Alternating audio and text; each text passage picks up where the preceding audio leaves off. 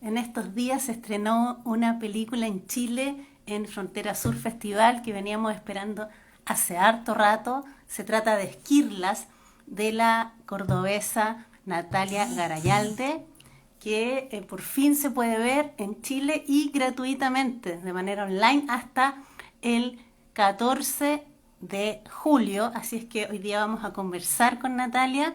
Está su ópera prima y tener propósito de la explosión de una fábrica de explosivos en la localidad de Río Tercero, en Córdoba, que ocurrió hace 25 años. Así es que esta película es... Hola Natalia, ¿cómo estás? Qué gusto. Hola Marisol. ¿Me escuchas bien? ¿Sí? ¿Vos? Sí, sí, sí.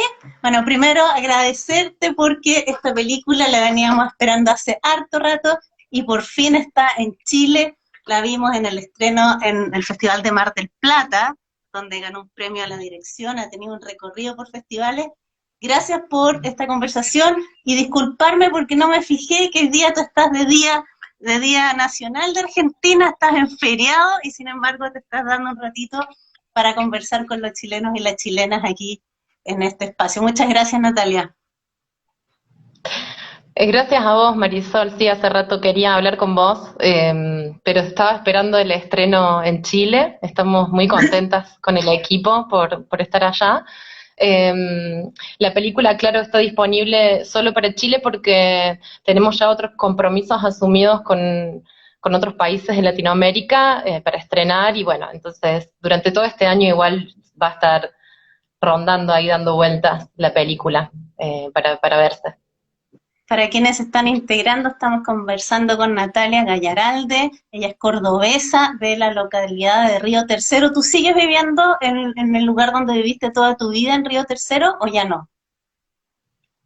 No, pero recién vengo de ahí porque fui a visitarla a mi mamá y a mi familia, a mis sobrinos, sobrinas que están allá, a mi hermana, así que recién justo llego, o sea, descargo la valija y el bolsito y me conecté. Bueno, esta localidad de la provincia de Córdoba hace 25 años sufrió un hecho brutal, la explosión de una fábrica de la fábrica militar de Río Tercero que trajo consecuencias y esquirlas en el lenguaje de la película, no solo para el pueblo, sino también para toda tu familia hasta el día de hoy. Desde pequeña, tú ya a los 10 años, recibiste de regalo de tu padre una mini DVD, una cámara chiquitita para grabar.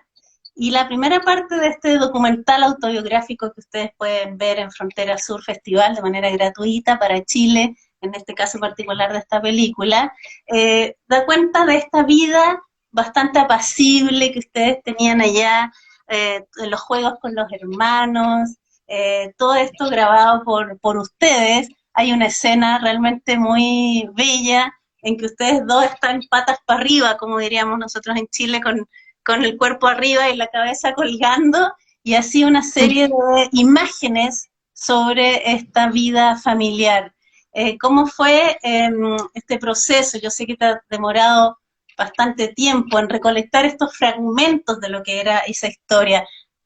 ¿Cómo fue la decisión de que la primera parte de la película justamente mostrara con archivos familiares, con estas películas que tú misma grabaste en la mayoría de los casos, mostrara esta vida familiar? Bueno, sí, ahí como contás, la película empieza un poco como mostrando la relación que teníamos con mi hermano, principalmente con la cámara, como un juguete.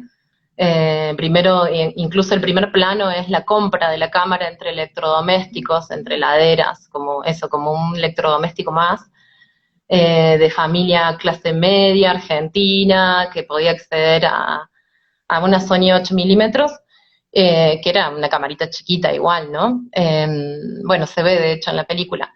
Y bueno, mi intención primero era como contar un poco cómo era la vida tranquila en esa ciudad, de mi familia, y la relación que teníamos, como eso, como bien lúdica con la cámara, hasta que se ve interrumpida por un hecho dramático, que son las explosiones.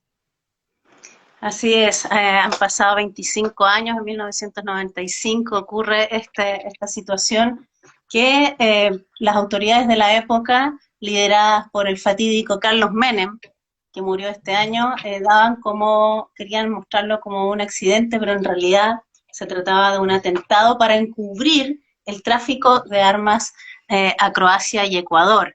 Eh, ¿Cómo es este proceso? Tú comenzaste con historias pequeñas, con la historia de uno de los funcionarios de esta fábrica que estaba inculpado. Y al principio entonces tu interés era más bien específicamente en relación al caso y cómo se va colando la variable personal y familiar en esta historia. Sí, yo había empezado con la historia de este operario, Omar Gaviglio, que había sido acusado como culpable del supuesto accidente, porque él trabajaba ahí en la planta de carga donde iniciaron las explosiones. Y bueno, después él se convirtió en un testigo clave de la causa de las explosiones y también de la causa paralela, que es la causa del tráfico de armas, porque fue el que contó cómo se maquillaban los misiles, los proyectiles del ejército argentino para traficarlos clandestinamente, o sea, para borrarles las huellas del escudo y la numeración del ejército argentino. Y además él es el que hace la prueba con TNT, con el trotil, para mostrar de que no se puede encender o explotar accidentalmente, de que tiene que ser intencional, programado.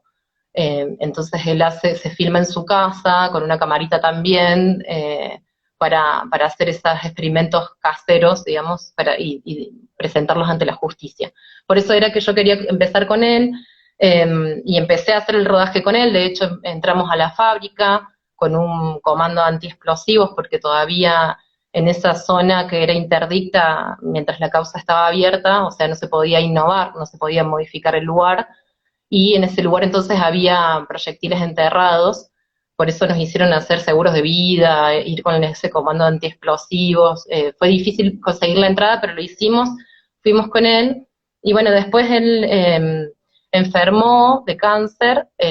Ahí es cuando también me pasa todo el material que tenía, y, y yo ahí hago un parate en la película, no sabía bien cómo seguir, y bueno, también yo tuve como mis procesos de duelo familiares. Mi papá enfermó, eh, bueno, mi hermana también había muerto, y entonces yo busqué ahí en los álbumes familiares un poco como el recuerdo de ellos, ¿no? Era como, paralelamente que estaba haciendo esta película, empecé a buscar esos cassettes, pero buscando imágenes de la familia, y me encontré con todo eso, que la verdad es que no recordaba casi que estaba. O sea, sabía que habíamos filmado, pero habíamos filmado horas y horas, un montón. No sabía que había tanto, y vi eso y se lo mostré a algunas personas con las que trabajé en el equipo, y me decían incorporar eso, y yo al principio no quería, era como, no, sentía que iba a exponerme, o que, no sé, que iba a exponer a mi familia, o que no quería hacer tampoco bueno, un relato autorreferencial, y bueno, le di muchas vueltas hasta que me decidí ahí a usarlo. En verdad, igual hice muchos cortes en donde estaba la historia del operario y estaba yo o mi familia, y eran en verdad dos películas. Por eso también me demoré un montón, porque estaba como muy agarrada a la idea original, y no hay que agarrarse tanto a una idea original. Hay que dejarse eso, como que suceda lo que tenga que pasar, eso, y abrirse a que aparecen nuevos archivos, nuevas imágenes Es que y nuevas finalmente, ideas también. claro, no se trataba solo de contar una historia, era contar la historia de Río Tercero, de tu pueblo, y la historia de tu propia familia. Y en ese proceso, de alguna manera tú también, como lo mencionabas, perdón, fuiste haciendo tu propio duelo, o sea, y eso es un proceso que por supuesto toma tiempo, que yo creo que nunca se cierra por completo. Tú perdiste a tus familiares producto también de esta explosión. Sí, es una hipótesis esto de que la contaminación en el aire del químico que está dentro de los proyectiles y de los químicos que se siguen produciendo en las tres fábricas de Río Tercero, que son el sector química de fabricaciones militares, Atanor y Petroquímica, digamos, contaminan el lugar, eso es un hecho, y Perdón, es una ¿eso hipótesis. sigue ocurriendo hasta hoy? ¿Siguen esas fábricas instaladas después de todo lo que pasó? ¿Nunca Sí, se sí. fueron? No, no, lo que pasa es que también, bueno, es un poco un planteo que es el que yo lo pongo como en la pregunta que hace mi papá cuando les entrevista a un periodista, que esas fábricas también son fuentes laborales, ¿no? O sea, la ciudad creció alrededor de esa fábrica, por eso también es un poco como, bueno, contradictorio o paradójico que la misma ciudad que la hace crecer es la que la bombardea un día, y creo que en parte eso es porque, como dice mi viejo ahí, no hay una injerencia de la ciudadanía en lo que se produce o en los modos de producción. Pero Eh, ahí habla del pueblo, si mal no recuerdo, y tú le haces, en la voz en off tuya, le haces un comentario a eso que es bien interesante, como dándole cuenta de que es una ingenuidad lo que está pensando, ¿no? Sí, cuando él dice lo del el pueblo al poder con las armas, ahí yo le contesto. Pero en verdad no, esa parte en la que él dice, bueno, si hay solamente un par de dueños de una fábrica y el pueblo o la comunidad no tiene injerencia en lo que está pasando puertas adentro, es muy probable que sucedan estas cosas, o digo, estamos en una situación de riesgo constante, latente. O sea, yo entiendo perfectamente de que existen esas fábricas que digo, en hay una parte de producción civil en fabricaciones militares. En un momento, durante el gobierno de Cristina Kirchner, se activaron eh, parte incluso de trenes, ¿no? Se hacían matafuegos. Hay toda una parte de la producción de fábrica militar que es que es muy interesante, que no es bélica, y que no contamina. Pero bueno, claramente si se produce de forma hermética, como se sigue produciendo, sobre todo la parte química, es un peligro. Digo, si no hay informes de impacto socioambiental, si no hay un referéndum o digo una especie de consultoría a la ciudadanía de qué tipo de producción quiere en su lugar, en donde vive, en donde habita, se vive con eso constantemente como un peligro. De hecho, yo cuento ahí en la película que todos los jueves a las 11 de la mañana suena todavía una sirena. Yo estuve hace unos días, recién llego a Córdoba de nuevo, y es muy impresionante vivir con esa alarma. O sea, a las 11 clavados suena la alarma para que la población haga simulacros. Ya ni se hacen, pero suena la alarma. Es un peligro latente, tal como en este caso no hubo solo una explosión, sino que después de unas semanas hubo una segunda explosión. Entonces, en el fondo, esa posibilidad de que tú lo señalabas, que no fuera solo algo accidental, sino que pudiera volver a ocurrir, debe haber sido de un terror, de un miedo. O sea, cuando ustedes vean la película en Frontera Sur de manera gratuita y online hasta el 14 de julio, van a ver unas escenas realmente impresionantes. Son casi imágenes de guerra en una localidad que es un pueblo de no demasiados habitantes. Entonces, realmente es bien abrumador. Sí, bueno, vos decías de no tantos habitantes, eran en ese momento 40.000, un poquito más habitantes y cayeron 20.000 proyectiles, o sea, uno cada dos habitantes. ¿No? Ese Bueno, era el número. en el documental aprovecho de saludar a Tatiana Mazú, que ya hemos conversado otras veces Ujú. con ella, de Río Turbio, también Argentina, saludar a todos los argentinos y argentinas que están viendo esta conversación en su Día Nacional, que fue coincidencia, ¿eh? No quisimos hacer trabajar especialmente a Natalia un día feriado como hoy. En esta película, un documental autobiográfico con una línea también histórica, vemos distintas escenas, imágenes de distintas texturas. ¿Cómo fue esa armazón, ese montaje de imágenes? Tenemos imágenes familiares, archivos documentales, tenemos imágenes, o sea, videos hechos por ustedes, tenemos imágenes de la televisión cordobesa. ¿Cómo fue esa amalgama de fragmentos y de esquirlas que tú tuviste que ir montando durante todo este tiempo?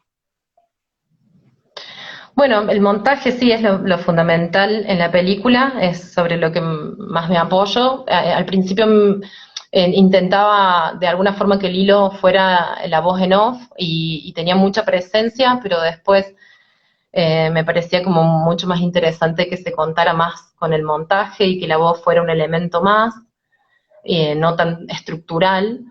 Y bueno, ahí el trabajo que hicimos con Julieta Seco durante años fue, fue muy difícil, hicimos muchos cortes, muchas pruebas, porque como, como decías vos, fue como tener que juntar esos pedacitos, teníamos pocos momentos de escenas largas, de mucha duración, eran como pequeños clips y pedacitos que teníamos que ir juntando para armar una idea, que encima eran muchas, porque como es además mi primer largometraje, eh, uno es un poco pretenciosa a veces, quiere decirlo todo, entonces tenía un montón de ideas y capas, y ya quería incorporar sobre la guerra de Cenepa y la guerra balcánica, y sentía que era como que no estaba bueno dejarlo afuera, y bueno, tuve que dejar algunas cosas para un próximo proyecto,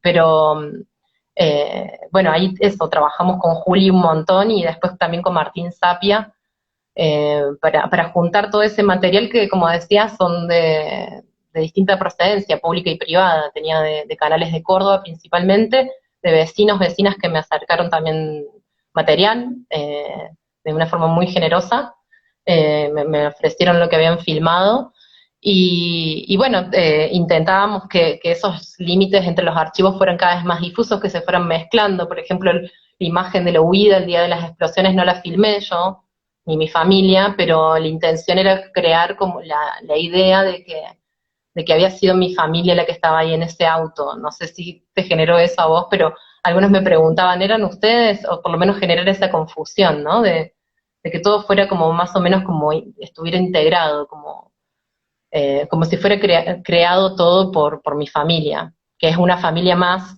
de Río Tercero, una más de las que sufrió este atentado.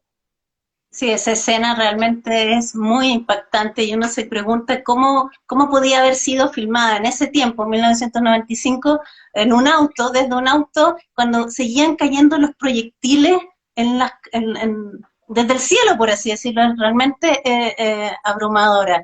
Me interesa mucho, Natalia, un análisis que tú has hecho también en Frontera Sur, este festival que ustedes pueden ver donde está exhibiéndose esta película en estreno para Chile, sobre los distintos tipos de violencia que tú trabajaste en esta película.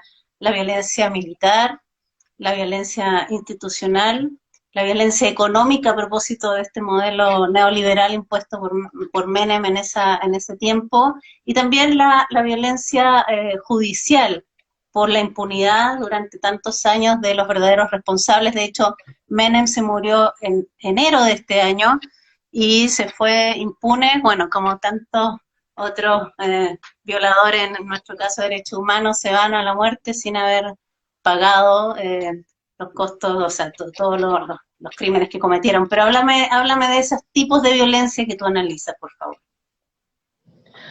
Sí, lo que contaba ahí en la charla que tuvimos anoche en Frontera Sur era que bueno, que un poco esta violencia pornográfica o tan explícita que se ve como en un bombardeo a una ciudad, es una consecuencia también de una violencia económica previa.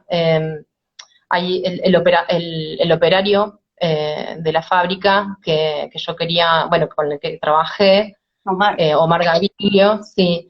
Bueno, él me contaba de que a ellos los mandaban a maquillar armas y que ellos de alguna forma estaban enterados del tráfico, eh, o por lo menos que algo sucedía, pero que no tenían posibilidades de quejarse porque en ese momento había un vaciamiento estatal tremendo y despidos masivos. Entonces, de alguna forma eran operarios esclavos, ¿no? Digo operarios con masculino porque eran todos hombres adentro de la fábrica, los que estaban ahí en la planta de carga. Y, y bueno, entonces, digamos, la situación de vaciamiento del Estado, de privatización de empresas, hacía de que los operarios hicieran los que les mandaban, o sea, no había casi una posibilidad de denuncia o de manifestación y reclamo por parte de los trabajadores que estaban ahí en la fábrica, porque bueno, si no los despedían, era una flexibilización laboral de los 90 por la política neoliberal de Menem en Argentina, generaba esas situaciones, ¿no? De estar encubriendo tráficos de armas porque no te quedaba otra en un punto. Eh, y después, bueno, la violencia judicial, porque, como decías, Menem murió impune, eh, murió en febrero, 14 de febrero de este año, y él tenía que declarar en la segunda parte del juicio de las explosiones 10 días después. O sea que con 90 años iba recién a declarar en la segunda parte del juicio. Ya había hecho declaraciones, pero se había cerrado, digamos, había sido sobreseído en la primera parte del juicio de las explosiones, y en la parte y en la causa de armas, él fue sobreseído con el argumento de que había pasado el plazo razonable para culpar a alguien. Y bueno, yo siempre digo esto de que es ilógico o absurdo de que la misma demora en la justicia sea tomada como la justificación o el razonamiento para cerrar una causa, ¿no? O sea, el principio de plazo razonable había pasado y por lo tanto sobreseyeron a Menem en la causa de armas, del tráfico de armas a Croacia y Ecuador. Eh, es como, es como ellos crearon todo, Y esta crearon sentencia, la impunidad, sí. esta sentencia de mayo de este año a algunos altos militares, en qué consiste? ¿Hay algo de justicia ahí o tampoco? Bueno, en mayo, como decís, sí, la Corte Suprema de Justicia en Argentina confirmó la sentencia a 4 militares. Pero bueno, esperó que Menem muriera para confirmar esa sentencia, por un lado, y además lo hace en un momento, y esto ya es una lectura, no sé, que puede haber, digo, otras miradas sobre ese tema, pero la Corte Suprema en un momento que ahora está un poco en la mira porque está el tema de la reforma judicial en Argentina, de golpe los jueces se conocen un poco más, digo, sabemos quiénes son los jueces, sabemos quiénes están en las causas, les conocemos un poco más la cara, y está este planteo, digamos, de la reforma judicial, del partido judicial que decimos, porque parecen intocables además y se manejan con un poder que bueno, es súper impune, y bueno, medio que entonces empezaron a mover cosas, o sea, la Corte Suprema estaba en la mira y dijo, bueno, saquemos algunos expedientes, demos sentencia firme a algunas cosas, agilicemos porque nos están mirando, y en ese paquete entró la causa de las explosiones, una vez Menem muerto, ¿no? También. Puede No sé haber si se tenido, entendió la idea. haber tenido algo que ver esta misma película que se vio el año pasado en noviembre en Mar del Plata. Era un tema bastante olvidado, pero con esta película yo creo que se vuelve a poner en la agenda. ¿Puede haber algo de eso? No sé, no sé, no creo, no creo. A Gracias veces igual por pensar eso, pero no. O sea, por supuesto que yo hice esta película como yo quería hacer una película justa, no bella. O sea, que pensar en la justicia, no en la belleza tanto, pero con mucha demora también hice la película, me tomé muchos años para hacerla, no pude hacerla como una película urgente. Pero sí, esa era mi intención, pero no, me parece que va por otra vía. Por supuesto que ayuda, sí, digo, de golpe en algunos lugares se está hablando de lo que pasó en Río Tercero y no se conocía, eso sí, para mí es un logro de la peli, sí. O sea, mal que mal, tú llevas años marchando, exigiendo justicia, acompañando los procesos, y la peli de alguna manera, me imagino, es la consagración de toda esa lucha para como un documento también histórico, ¿no? En eso se constituye finalmente, o sea, han pasado 25 años y el tema sigue ahí con efectos, con el dolor, el sufrimiento, no solo fueron los 7 muertos, los 300 heridos, fueron todas las familias, incluso la tuya, cómo vieron agrietarse y cambiarles la vida para siempre. Son años de lucha de tu parte y de todo un pueblo, ¿no? Sí, sí, yo de hecho ahí también contaba en la charla de anoche que me refiero a la que vos nombrás, la de Frontera Sur, el festival, a donde está ahora la peli, en Chile, que, que sí, yo hice esta película a partir de todo lo que había recolectado durante años, hablando con la querellante de la causa, con este operario, eh, con vecinos y vecinas con las que hicimos murales, nos manifestamos. De hecho, el camarógrafo también de Esquirlas, Juan Bianchini, era uno de los que participaba también de esas marchas, hacíamos reuniones. Eh, Hicimos una vez un escrache a a un juez de la causa que había dicho de que las explosiones habían sido accidentales, porque, y su argumento era, lo había buscado en el Rincón del Vago, no sé si se acuerdan de ese sitio, y él puso como digamos, la parte en donde hablaba del TNT, cómo funciona el trotil, lo había tomado como fuente el Rincón del Vago, y ahí ya fue como, el enojo fue muchísimo, y ahí fuimos a hacer un scratch a Río Cuarto, que era donde estaba la causa judicial en ese momento. Para quienes ahora están conectados, pero algunos están pidiendo que se guarde el video queda en las historias, así es que van a poder volver a verlo. Para entender un poco mejor, porque cuesta imaginarse sin haber visto la película, para Chile pueden verla en Frontera Sur de manera gratuita y online hasta el 14 de julio. En la práctica lo que hicieron para disimular y para disfrazar este tráfico de armas fue generar una explosión que se salió de las manos. Eso es, ¿no?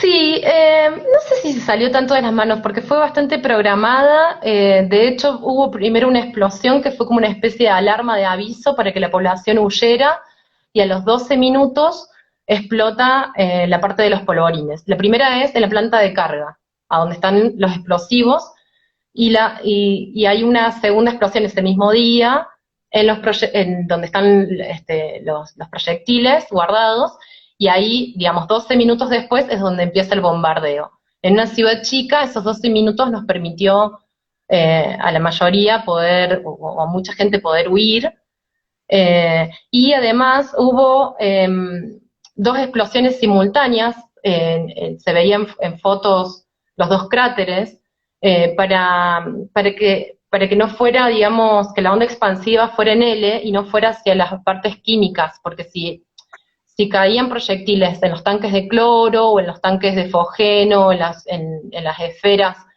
digamos, de amoníaco y todo lo que se produce o conserva o digamos, se almacena en ese lugar, bueno, hubiese sido tremendo, hubiese afectado toda la provincia, o sea, y hubiese sido más devastador todavía.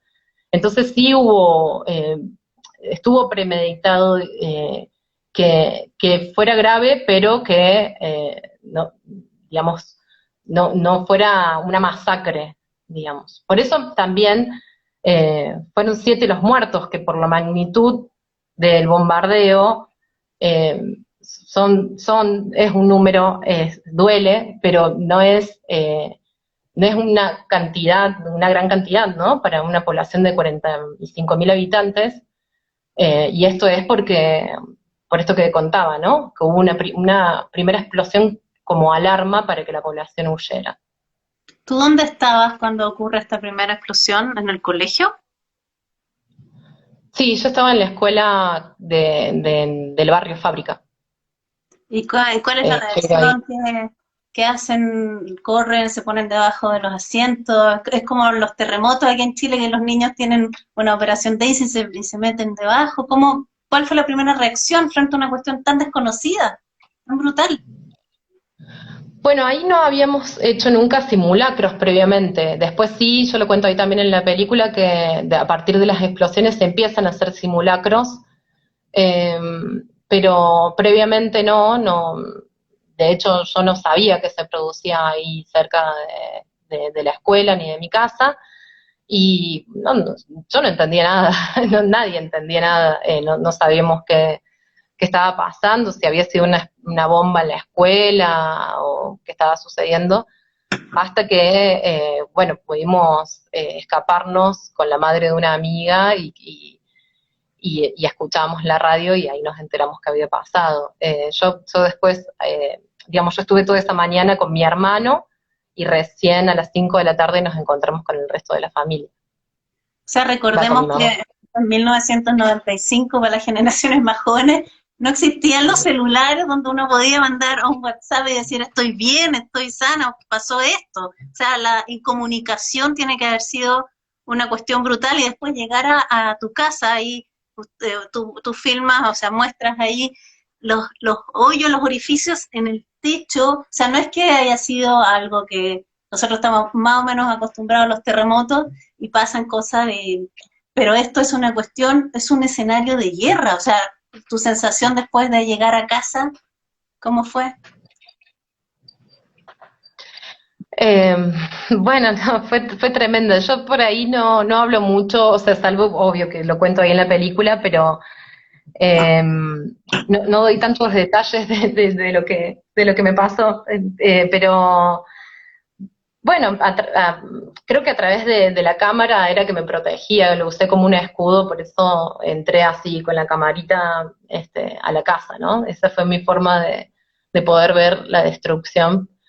Y, y también de mis amigos, de mis amigas que contaban lo que les había pasado, digo, eh, cuando se bombardeó una ciudad entera, es como que en un punto tampoco nadie te puede auxiliar, ¿no? Estamos, en un punto sí estamos todos viviendo lo mismo, pero es como es muy difícil de conseguir ayuda, entonces estábamos todos en la misma, encontrando nuestras casas destrozadas.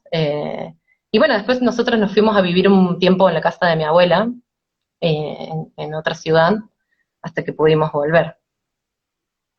Bueno, para quienes se están integrando y ya para ir redondeando, estamos hablando de Esquirlas, un documental que en Chile se puede ver en Frontera Azul. Estamos hablando con Natalia Gallaralde. Respecto de esta búsqueda y esta remirada, revisión de los archivos, ¿cómo fue este mirar las imágenes que ustedes habían logrado con tu hermano desde un juego cuando eran más pequeños a ya una evolución? ¿Cómo fue con qué te encontraste al revisar esa mirada de ustedes como niños, como jóvenes? Eh, bueno, primero esto de que jugábamos mucho con la cámara y experimentábamos con las posibilidades del cine o de la producción audiovisual, no sé, lo usábamos como un juguete. Y después, a partir de las explosiones, la usamos un poco como imitando a los periodistas que se acercaban por primera vez a una ciudad tan chiquita y que iban desde Buenos Aires y otros lugares, y algunos por primera vez conocían Río Tercero. Bueno, ahí empezábamos a imitar un poco el lenguaje periodístico para hacer preguntas y conocer un poco qué había pasado.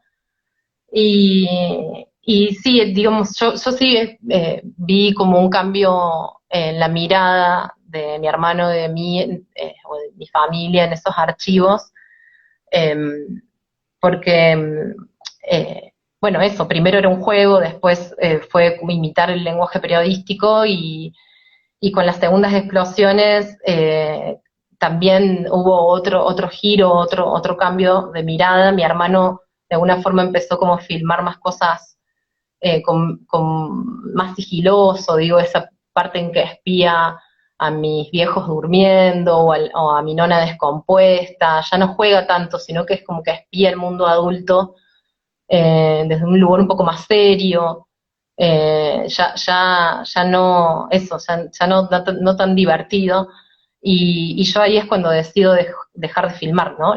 Con las segundas explosiones yo abandono la cámara y la recupero de grande después, ¿no? Pero ahí como para mí encontré el momento en que decidí dejar de filmar mirando los archivos. Eh, y fue porque en un punto era como que había una especie de desencanto de todo, no sé, algo así. Eras muy pequeña y te tocó una situación demasiado límite, ¿no? Pero ya en esa época se notaba tu afición por las imágenes, tú estudiaste finalmente comunicación social, pero ahí ya tenía el germen de la cineasta en que te convertiste. Bueno, para terminar, cuéntanos un poquito de tu próximo proyecto. Entiendo que vuelves a la década de los 90, que es una década que tú y yo vivimos, nuestra juventud en esa época. ¿Por qué esa fijación con los 90 y la profundización de esta idea y esta situación del tráfico de armas a Croacia? Bueno, yo creo que estoy un poco formateada por los 90, porque además es una época súper contradictoria. Digo, es un momento en el que hubo mucho consumo, por lo menos en Argentina. Digo, la clase media accedía a ciertos consumos culturales y también con consumo hasta de electrodomésticos, y simultáneamente se vivían despidos, eso, vaciamiento del Estado. Eh, era como muy contrastante la farándula y el consumo en esa época con lo que pasaba también, como digamos, las violencias económicas que se vivían ahí también. Y creo que un poco que mi modo de pensar y creo que también de nuestra generación está muy marcada por esa época, por esa década, por los 90. Y entonces un poco entender lo que pasó en ese momento histórico es también entender nuestras formas de pensar actuales.